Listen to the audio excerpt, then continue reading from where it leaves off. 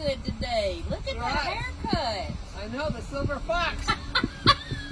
You are a silver There's a fox. whole new shady lady. Except I can't be your sister now. I'm old enough to be your mother. I got a few in there somewhere. I just keep mine hidden. That's why I wear pigtails. It keeps the grays covered. I know, that up. COVID was one good thing. I got rid of the dye. It looks good on you, girl. I'm just telling you. Nice job, everybody. All right. Well, this week we are talking about dividing and conquering. How to divide your perennials. Now is the time for most of them. There are some things you wouldn't want to divide right now. But we kind of wanted to go over a few things, some of our favorite tools for dividing, how we do it, and how to take care of them afterwards. That sounds good. All right. So a lot of times the way you divide kind of depends on how they grow, right, Brenda? Mm-hmm. So let's just kick it off and start in with a few. Let's show some tools, though. All right. One of my favorites, and I know you're going to laugh. Look, you got the fancy one. This is the old Ginsu knife.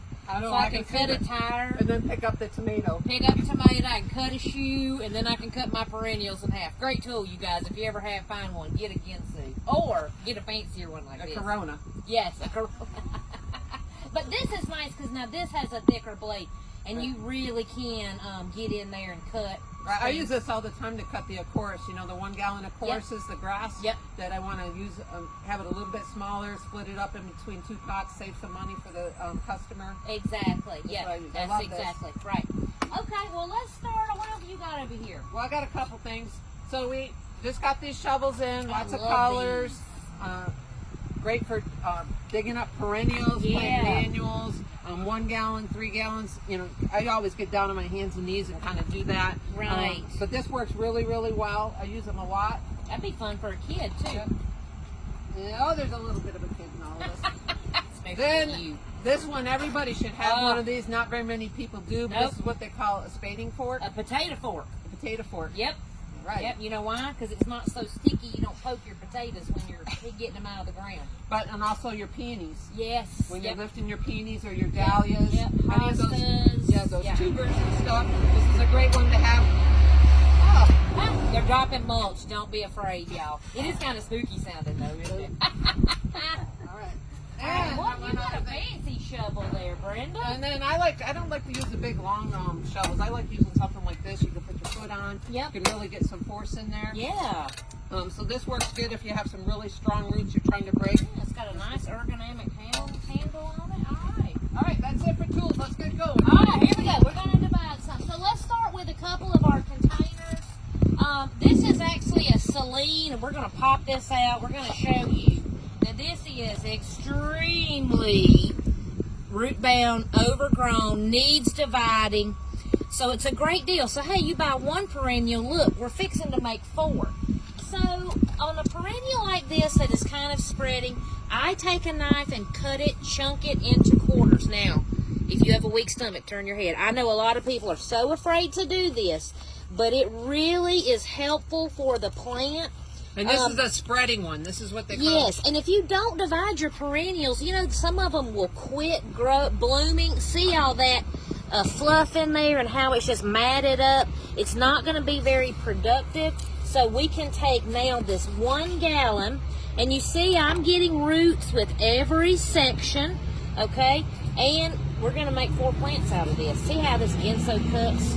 We had a pizza we could cut that too. I'm thinking of a chocolate cake. That's right. But you see that now? This is going to be able to breathe, refresh, grow new roots. It stimulates new root growth when you divide, right, Brenda? Yes. And a couple reasons why you divide plants. One is if a plant is, most of the time they say 3 to 4 years. Yeah. Sometimes some plants want it every couple years. Just depends how your plant, and some plants don't even need to be divided, like peonies. And what was another one? I know the peonies. You really don't have to divide them unless you need to take a piece of your grandmother's. Hellebores, you don't normally, and hellebores will seed themselves, so you can get babies that way. Right. So don't worry about dividing everything. Right. But they will start to show some stress if they're getting like empty in the center. Yes. We had a question about that on Facebook. So if they're getting empty in the center, it's time to divide. Right. And also if they're getting real leggy, lanky, losing a lot of leaves, smaller leaves in the center, less blooms like irises. Right. They like to be divided. So most things are every 3 to 4 years. Some are a couple years, just depending on the health of the plant, Right. and where you want to. If it's growing into your sidewalk, I mean, like I know I've got my anemones are just growing everywhere, and I divide them and give them away. And yeah, especially with the rain, sometimes things really spread a little bit faster, like an anemone, turtle head, some asters, Sheffield mums. All right. So those are a lot of things. They're easy to divide, and you can go online and look at a lot of different sites that tell you a lot of different ways to divide perennials. We kind of have what's been tried and true for us. Yes. What works for us. I mean, you do have to pay attention if there's tap roots, how you're dividing those on some plants. But other than that, it's a pretty simple process. If you have any questions about any of the plants, just come and stop by and see us. But we're going to show you a couple more. Yep. What else we got here? This is the creeping phlox, the thrift, a lot of people call it. This is another one that you can just cut in half. And I won't go into that. We won't go take our time. But if you see, Harvey, what I'm doing right there, I just kind of make a line in the plant and I'll slice right there. Now, one thing I do, if I'm working in a lot of perennials, I'm going to wash my equipment between each slice, just in case there's something in there. And if you see roots that are infected or bugs, discard all that.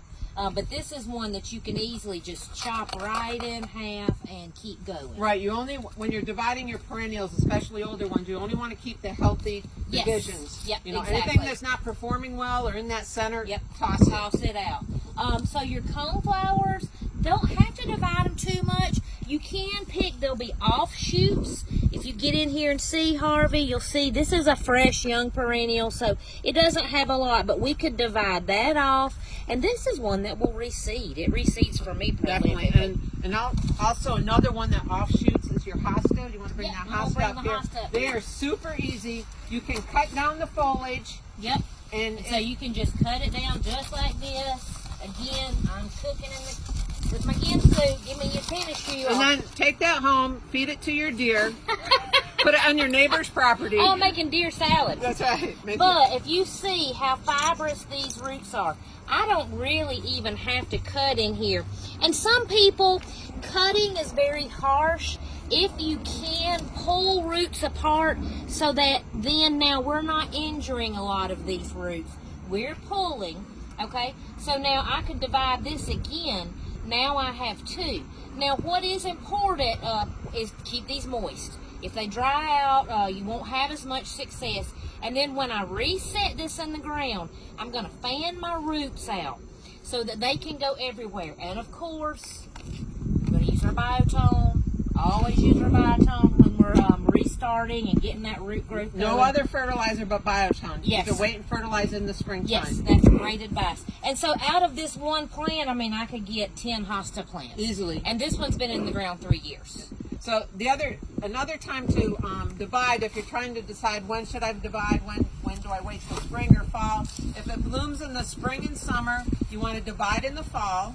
And if it blooms in the fall, you want to divide in the spring. That being said, Kay and I divide pretty much any time. Yes. As long as you're doing it on a cloudy day when the soil is still a little bit warmer than the air itself. Yep. All right, so which is this time of year. Yep. Is a good time. Yeah, we certainly wouldn't divide in the heat of July. Right. Yeah. And then also you want to keep it well watered. Yes. And use biotone. Use biotone. There's a couple plants that you might not want to divide this time of year in the fall, and those are the ones that are a little more tender. They tend to be more of a 6B, zone 7. We're right on the border of growing them. Something like the black and blue salvia. Those of you that can grow that, you want to wait until the spring to do that. And also any of the spring bloomers, if you really don't have time to divide them now, you want to wait till spring to do it. Yep. Let's say pulmonaria, brunaria, any of those. You can just wait till after they're done blooming before you divide them. Yeah, that's and then good keep advice. them well watered. Yep, that's good advice. Okay, this is the Siberian iris. So this actually grows from a tuber or rhizome. This is another very easy one to divide. You can just get in there with your hands and pull them apart. Or again, you don't have to dig these up to divide. I think that's something I dug all mine up so I could bring them in here to you. If I was at home and somebody wanted a piece of this, I'm just going to chunk it out with the shovel, just like that. And then I'll just drop some compost or something in the hole I've created. So you don't have to dig them up to divide them. Okay, but here's another one. We're going to cut down into this. And as you see now, I'm trying to get some of the soil off for you. There are my little tubers. Now, could you cut this down first, or do you leave that up there for the winter? I would definitely cut it down. Yeah, I just left them on here so that everybody could see at home. But there's a little new shoot coming up right there. But yes, certainly if I was to do this at home, I would just cut all this off. And it makes it look cleaner, and then I can kind of mark what I have. And then if you're doing bearded irises this time of year, Yep. which we don't have one here in front of us, Right. you want to make sure you take one fan, dig them up, Yep. use the spading fork if you have it, the Yes. potato fork, dig them up so you're not piercing the bulbs, or gently pull them up, Yep. get the dirt away from them. Yep. All right. Separate them. Yes. Look for any holes. Yes, because those are ones you'll find a lot of rot because it is such a big rhizome. And then you can't actually throw the mother away, the oldest one, because the irises travel. And so usually I'll try to get rid of the oldest one and then just replant the babies. I hope you're not doing that to me. I don't think I'm the oldest one yet. No, you're not. You're not the oldest But one. also, when you replant them, you want to cut the fan at an angle good with advice. about 6 inches, I think. Yep. 6 inches, and then when you replant it, you want to make sure part of that rhizome is showing, and that's important with the bearded iris. They do not like to be planted deeply. They do not like to be super wet on top of them. No mulch on top of them. No, yeah, good advice. Yeah, they really like to be dried. They're worth it. They're a great perennial to grow. All right, let's show a few more. What else have I got? Oh, the crocosmia. Speaking of bulbs, let me see if I can get some up here. So this is crocosmia, and as I pull it, it's just coming out, you guys. This is another bulb. Okay, oh, here's a good shot, Harvey. So you see what's happening is now it's starting to spread. And this is such an interesting bulb. Look at that, it's like a little double. Yep, see, and it's creating extra bulblets. So for this one, I just dig down, spade down in, pop these out, get them out of the ground. I'll remove this top growth, and now you can replant these. The most important thing to remember with bulbs is to remember which side is up. A lot of bulbs are hard to tell, so if I cut and leave enough of my stem on there, then I know which side is up. And would you use bulb tone with that? I would use bulb tone for my crocosmia and for my irises and things like that, the Siberians and the bearded iris. So that is crocosmia. Somebody's getting to go home with a lot of perennials today. And then here is the cat daddy. Look at my baptisia, y'all. And this is one they say they don't recommend dividing because it has a taproot. But this came from a division I made from a friend's yard. And so I did it totally against what they call for. But let's see if we can hold it down here, Brenda. Come in here, Harvey. Now see, this has a very different root system. This is a multi-stem plant. So this was probably one of the taproots that I accidentally cut. This was growing in such hard, rocky soil. I broke out a sweat on Sunday morning trying to get this thing up. And this is one plant that doesn't care about what the soil it has. Exactly. So when I go to divide this, I would probably dip this in water, and that's another good suggestion is you can wash a lot of this soil off with the hose, and then you can really kind of see what you're dealing with. And get in there and divide them out. You just want to make sure that each of your plantlets has a taproot. Right. So it has a taproot, and above that taproot that goes way down, there's going to be all these little side shoots coming off that taproot. Yep, and that's like what this. You just break that off and plant that. Yep. And a couple other things that have taproots that they really don't recommend transplanting. Butterfly weed is one of them. Yep. I mean, that's agara, Russian sage. You know, then some of the woody plants like lavender, rosemary, they don't recommend transplanting those. And Russian sage, I guess, is in that group. And they don't recommend transplanting that. The success rate is really poor. You're just better off buying another plant. Exactly. So, you know, some of your stuff is overgrown, and you can try it, but yeah, like Brenda says, some things you won't be successful with, and that's okay. So I'll throw in more for you. So what we're going to do, what Kay and I decided to do next week, Raymond's Roundtable, is going to be on bulbs. How to plant your bulbs, the difference in bulbs. And also, dividing bulbs, too. Dividing bulbs and dahlias and cannas and all those other things, storing them if you have to store them. So we're going to kind of go over a quick summary of all that.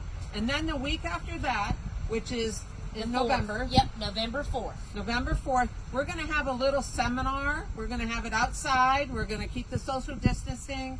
We're going to have the chairs set up almost like we had the Our succulent class. our succulent pumpkin class, which was great. We thank So everybody for fun. attending. I mean, it was a great success. Awesome. It did So my we're going to heart have it good. out back here, so we'll be away from the road, so there won't be as much noise and traffic. But we'll have the chairs set up. We're going to do 12 people. Yep. And we're thinking of doing it. We're going to do Wednesday, November 4th at after 1, Election Day. Yep, and at 1 o'clock and at 3 o'clock. So we're going to do 2 sessions. See how that goes. Yep. If you bring any of your questions with you about dividing, we're going to talk about what to cut back, because there are some perennials you need to leave, not just for the birds, but for the safety or for the health of the plant. Yes, exactly. You know, they need to wait until spring. So we're going to go over a little bit of a summary of that and answer any questions you have on perennials. Yep. What to do, when to do it, how to do it. So bring your questions if you have certain plants in your garden, or even if identifying, you need to know what something is and stuff. So we're going to do that. That's going to be super fun. Yeah, so take pictures. I know we can. If you kind of want to hold them up, we can look at them. If you want to bring in plant cuttings, we can see. If you want us to help you identify things. But we'll kind of leave the format up to you guys, too. Like, whatever you need, we're here for you. Right, and we'll go maybe a little more detail of certain plants, too. Yes. And like what to do, like peonies. You do not want all that mulch on your peony in the winter. Those little red eyes need to show. So go out there before the snow starts coming. Make sure you have some little red eyes. Not a lot, just a little bit of a red eye showing. That's a loaded statement. I know. Brenda. Well, details, people, details. So just make sure it's not piled up with mulch. Yep, That's yep. why that's a big Yep. thing. So we will announce that on our email this week, and you guys can call and start signing up for that. Don't forget Wednesday, November 4th at 1 and 3. All right. Well, happy dividing, everybody. It's going to rain this weekend, so it'd be a good time to go ahead and start thinking about dividing up some of your perennials, and we'll see you on Friday. Yeah, walk around. You have any questions? We're here all week. Yep. Just let us know. Yep. We're never anywhere else. I know. All right, And we everybody. want to be. That's right. It's beautiful. We'll see you on Friday. All right. All right, bye. Have a great